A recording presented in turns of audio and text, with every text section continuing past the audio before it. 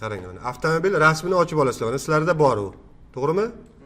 Mana birinchi ochib olishda mana ekranga tashlasangizda ham ochib oladi. Mana OK tugmasini bosamiz. Mana bunaqa bo'ladi. Endi qaranglar, bu yerda hozir qiladigan ishimiz mana kimda agar layer menyusi bo'lmasa, mana layers Photoshopda bu muhim. Layersni chiqarib olasizlar. Mana hozir bizda bitta layer turibdi. Bitta layer, Ctrl J tugmasini bosamiz. G emas, J tugmasini bosamiz, layerimiz ikkita bo'ladi. Endi qarang, yo yuqoridagi layerga, yo pastdagi layerga kiramizda, endi bunga yorug'lik effekt berishimiz kerak, qarang. Filtr bo'limiga kiramizda, render degan joydan lens flare qilamiz. Lens flare ni bosamiz. Mana bu yerda pluscha turibdi. Mana pluschani bu yoqqa yoki bu yoqqa olishimiz mumkin. Masalan, mana brightnessdan buni bu yoqqa, mana bu yoqqa yorug'likni yuqoriroq, pastroq qilishingiz mumkin. Qarab turinglar birinchi mana. Mana bunaqa qilib bo'lganimizdan keyin mana yorug'likni mana bu millimetrlari ham bor. Mana hozir bizda zoomda turibdi, bilasizlar zoom nimaligini, mana katta kichik qiladigan. OK tugmani bosamiz mana. Mana bir tomoni bo'ldi. Endi xuddi shu usulni yana takrorlaymiz. Renderga kiramiz, filtr bo'limidan lens flare qilamiz, mana ikkinchi tomonni ham tanlab olamiz mana. Mana endi qaraydigan bo'lsak, bizda mana ko'zchani olib tashlasak, qaranglar, bitta yorug'lik bor, bitta yorug'lik yo'q. Nima paydo bo'ldi, ko'rasizlar, qatlamlar.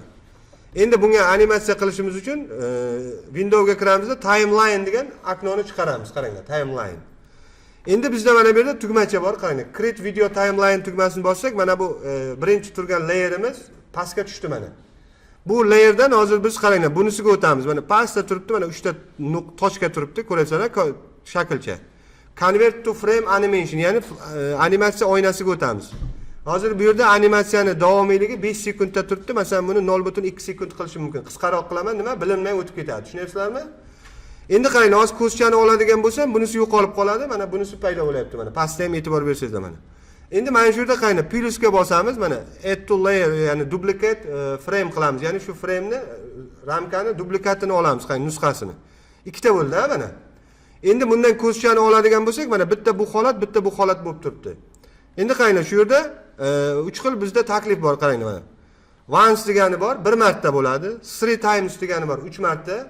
Forever degani bu ko'p marta, несколько раз degani. Tushunyapsizlarmi? Ko'p marta takrorlanadi. Agar ozerga bosadigan bo'lsak, biz o'zimiz bu yerda play animatsiyani davomiyligini 10 marta kiritishimiz mumkin. 10 marta o'chib yonadi, 10 martadan keyin to'xtaydi bu. Tushunyapsizmi?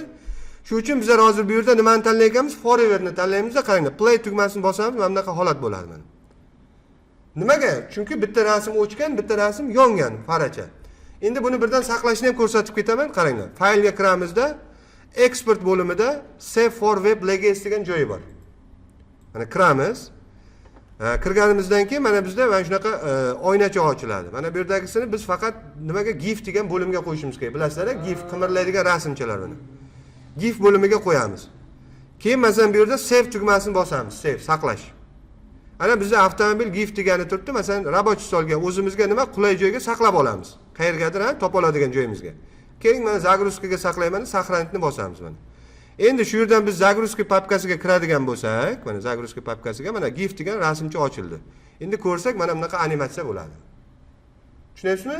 Hozir buni takrorlab ko'ramiz, keyin boshqa shunga o'xshagan ism, familiyaga yoki yozuvlarga ham animatsiya qilib yoki tekstdagi qanaqadir web sahifalarda turadigan bannerlarni ham ko'ramiz hozir. Mana buni takrorlab ko'ringlar.